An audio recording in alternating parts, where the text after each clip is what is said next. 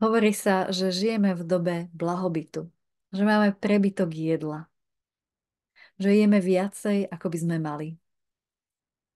Viete, aký veľký je váš žalúdok? Keď sa pozriete na vašu ruku a zovriete ju v pesť, tak presne tak veľký, ako je tá vaša pesť, je i váš žalúdok. A teraz si predstavte, keď máte pred sebou hlavné jedlo, obed, večeru, aká veľká je vaša porcia? Je tak veľká, ako je váš žalúdok, alebo je niekoľkonásobne, štvornásobne väčšia? Skúste sa teraz sústrediť na to, aké veľké porcie jedla si nakladáte. Keď jete, jedzte čo najpomalšie. Dajte tomu jedlu čas. Kľudne si vyhráte na obed alebo na večeru o 5-10 minút viacej a jedzte pomaly. Jedlo by ste mali žuť aspoň 20 krát. Skúste si to niekedy spočítať. Čo mám skúsenosť, tak väčšinou klienti žujú tak 4-5 krát a potom prehltnú. Koľkokrát žujete vy? Môžete si spraviť taký experiment. My keď sme sa učili dietetiku, tak sme si zobrali nejaké naše obľúbené jedlo. Zobrali sme si papier a pero a žuli sme. Napríklad ja som si vtedy zvolila šišku. A tú šišku, ako som žula, tak keď som ju prežula 10 krát, tak som si zapísala, ako chuť cítim. Po 20 krát som si zapísala, čo cítim. No priznám sa, že bolo to dosť veľké utrpenie, keď už som žula 50 krát, alebo keď sa to blížilo k 50, tak tá chuť bola tak odporná a už som cítila v podstate len masnotu a niečo strašne nepríjemné. Na rovinu vám poviem, že odvtedy som nikdy v živote žiadnu šišku nejedla a ďaleka sa vyhýbam všetkému smaženému pečivu a múke, pretože je to fakt strašne odporné. Skúste si takto zaznamenať, ako sa mení chuť jedla, ktoré treba máte radi. To vaše telo vám samé povie, či je to jedlo, ktoré je zdravé, chutné, také, čo by ste radi jedli, alebo zistíte tak ako ja, že tá chuť je vlastne odporná, že je to niečo nepríjemne masné a že to proste už radšej nechcete jesť. Ďalší spôsob, ako môžete pracovať s vašimi veľkosťami porcií, je naložiť si tak 70% vašej obvyklej porcie. Pre dlhodobé a pomalé chudnutie je toto úplne ideálne. Skúste si každý váš obed a každú vašu večeru naložiť iba 70% jedla. Všimli ste si, že nepoužívam slovo raňajky? Viete, prečo to je? Ráno je veškerá energia v tráviacich orgánoch. To znamená, že ráno sa skutočne potrebujeme najesť. A možno poznáte takéto príslovie, že raňajkuj ako král, obeduj ako mešťan a večeraj ako chudák. A to presne hovorí o tom, že ráno máme mať čo najviac jedla, čo najväčšie, najbohatšie, najzaujímavejšie raňajky. Ten obed je stále ešte veľký, ale o trošku menší ako raňajky. A k večeru už by sme nemali jesť nič. Alebo respektíve iba niečo malé, ľahko stráviteľné. V noci rozhodne náš organizmus nepotrebuje tráviť. V noci sa potrebuje detoxikovať, čistiť. V noci pracujú naše interné orgány na to, aby sme mali dostatok energie na následujúci deň. Trávenie v tej chvíli oddychuje. Preto sa aj hovorí, že by sme tak aspoň 4 hodiny pred spánkom nemali jesť, aby sa stihlo všetko stráviť a aby to trávenie bolo v noci, keď spíme v kľude. Možno ste niekedy spozorovali, že keď sa večer najete, láhnete si hneď do postele, tak že sa vám snívajú divoké sny, alebo že sa vám nespí úplne tak dobre. Takže skutočne odporúčam zamerať sa na to, aby ste mali ráno bohaté, výživné, zdravé, chutné raňajky a aby sa tá veľkosť porcie k večeru vždy zmenšovala. A tie hlavné jedlá, aby ste sa zamerali na to, aby ste si nakladali menšiu porciu, ako ste boli doteraz zvyknutí. Samozrejme, môže sa stať to, že už dneska jete veľmi malé porcie, pretože ja netuším, v akej fáze vašeho chudnutia sa aktuálne nachádzate. Takže pre tých, ktorí už dlhšie skúšate experimentovať s jedlom a už teraz po týchto radách si nie ste úplne istí, aká by mala byť veľkosť vašej porcie, tak si stiahnite nejakú aplikáciu, ktorej budete môcť sledovať množstvo jedla, ktoré zjete a takisto jeho výživovú hodnotu. Asi nemá úplne zmysel riešiť nejaký kalorický deficit, pretože ten nefunguje úplne na každého. Ale určite je to nejaké vodítko, ktoré nám hovorí o tom, či tá naša strava je vyvážená. Napríklad ja som si uvedomila na základe toho, že som si zapisovala týždeň, čo jem do kalorických tabuliek, tak že je málo vlákniny. Uvidíte, možno sa to stane vám. Možno zistíte, že jete málo proteínov. Proteíny sú základom našej stravy a bez nich rozhodne neschudnete. Niekto môže byť na nízkosacharidovej strave, takže tam je malé množstvo sacharidov, ale zase naopak mal by mať zvýšené bielkoviny a takisto aj tuky. Tak je veľmi dôležité, aby tá skladba toho jedálničku bola pestrá, aby bola vyvážená, rôznorodá, aby tie diety neboli jednostranné, pretože to nikdy nebude fungovať. Takisto si treba uvedomiť to, že to dodržiavanie diety, tak to je na celý život. Ako náhle sa vám stáva, že priberáte, tak potom začnete držať dietu a zase schudnete, tak ako náhle tú dietu prestanete dodržiavať, tak znova priberiete.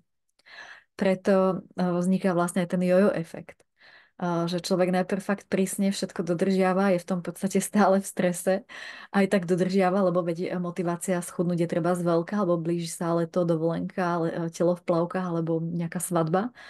Ale potom zostanú tak oči prepláč, pretože ako náhle prestaneme dodržiavať tie pravidlá tej diety alebo toho zdravého stravovania, tak automaticky pribereme a pribereme na ešte väčšiu váhu, ako sme mali predtým.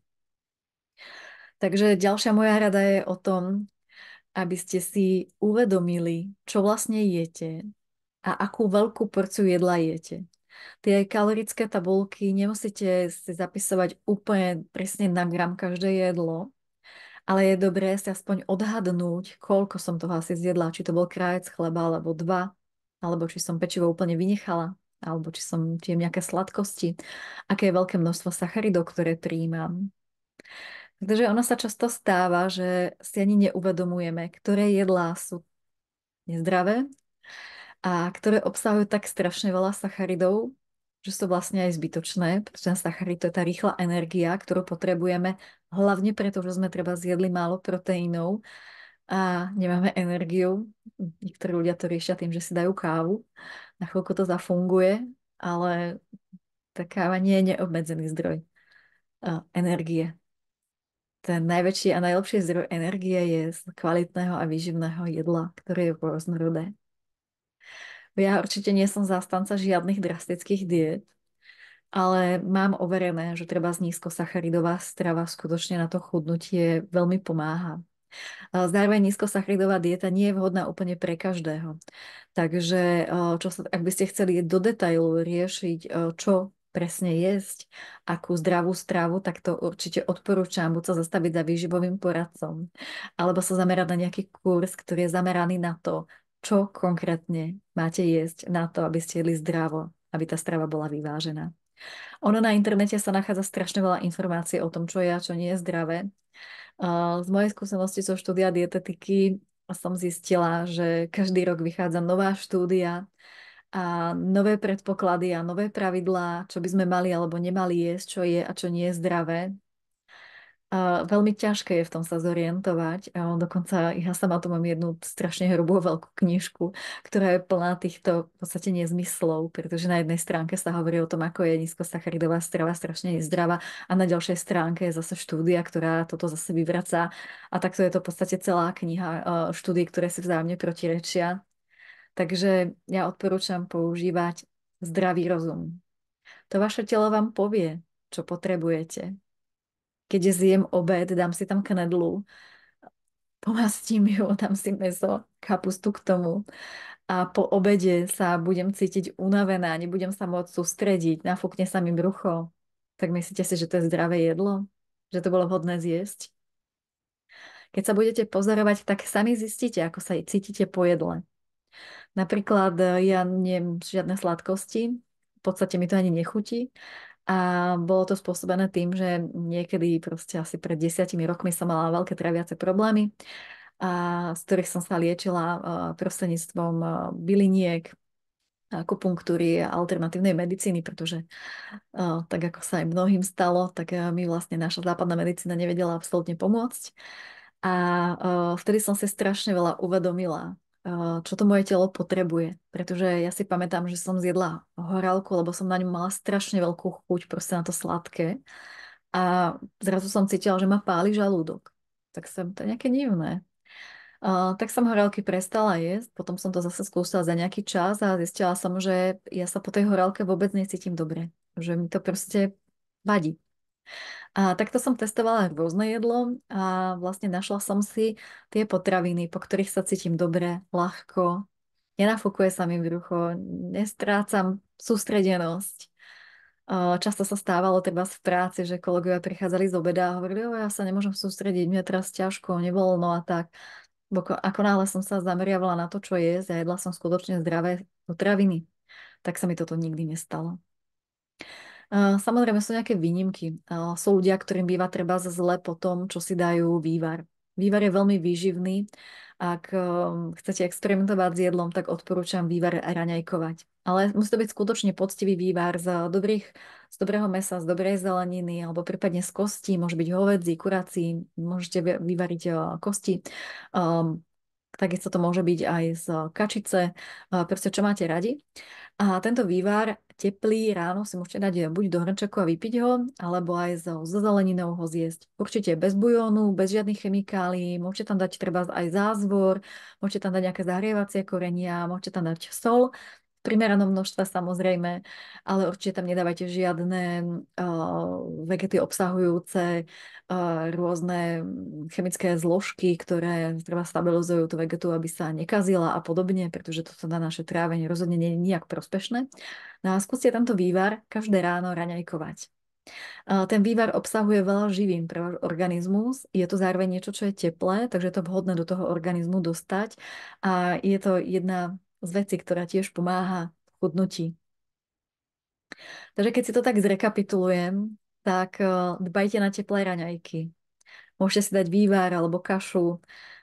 Odporúčam prestať raňajkovať všelijaké také tie sladké koláčiky. Nepriniesie to žiadnu výživu pre vaše telo, je to iba rýchly cukor, rýchla energia, ale určite to nie je vhodné, pokiaľ chcete byť zdraví a pokiaľ chcete mať peknú figúru. Potom zamerajte sa na veľkosť porcií, aby tie porcie neboli moc veľké. Skúste jesť 70% hlavného jedla. Určite dať si na obed polievku, hlavné jedlo, koláčik a ešte pol litra nejakej tekutiny, kofoly, tak to určite nie je zdravá vyvážená strava. A ešte ma napadá, že veľa ľudí sa pýta, či piť počas jedla. Tak ono je lepšie to pitie si nechať pred alebo po jedle. Určite nie je vhodné vypiť pol litra kofoly k obedu, ani k večeri teda, ani k žiadnemu jedlu. Keď už chcete niečo po jedle piť, tak buď nejaký ľahký čaj, alebo treba ideálne čistú vodu, prípadne vodu s kvapkou citrónu alebo limetky. Mimochodom, limetka je veľmi vhodná na chudnutie, pretože limetka má tú úžasnú vec, že rozpúšťa niečo, čo by som nazývala hlieny v tele. Nie sú to také tie hlieny, ako keď človek kašľa, cíti sa zahlienený. Je to niečo, ako keď telo nevie dobre hospodáriť s vodou, tak tú vodu niekde v tele zadržuje. Často majú ľudia opuchnuté členky alebo celulitídu. Myslím, že som o tom aj niekde hovorila. Treba sa limetka, tak tá pomáha práve na rozpúšťanie týchto ako rôznych podkožných vrstiev vlastne hlienu. Takže 70% veľkosti porcie, skúste to. Môžete si to otestovať aj tým, že si naložíte tú vašu porciu, na ktorú ste zvyknutí. Potom jedzte pomaly, veľa prežúvajte, aspoň 20 krát každé sústo. A ako náhle budete mať pocit, že už ste zasýtení, ale nie presýtení, je to predtým, než zjete celú porciu toho jedla, tak ako náhle máte pocit, mám už dosť, už nepociťujem hlad, tak môžete prestať jesť a tú porciu odložiť na neskôr. A teda skúste si písať tie kalorické tabulky alebo nejakú inú aplikáciu, aby ste vedeli, či je tá vaša strava vyvážená. Či máte dostatok napríklad tej vlákniny, alebo či nemáte sacharidov až príliš veľa. A ak by ste sa chceli podeliť o váš jedálničok alebo skonzultovať, či tá strava, ktorú jete, je zdravá alebo vyvážená, alebo čím nahradiť treba z niečo nezdravé, ako zdravou potravinou, tak mi kľudne napíšte, či už správu alebo mail, alebo mi napíšte po toto video. Rada vám s tým pomôžem. Tak držím palce a majte sa zdiaľ krásne.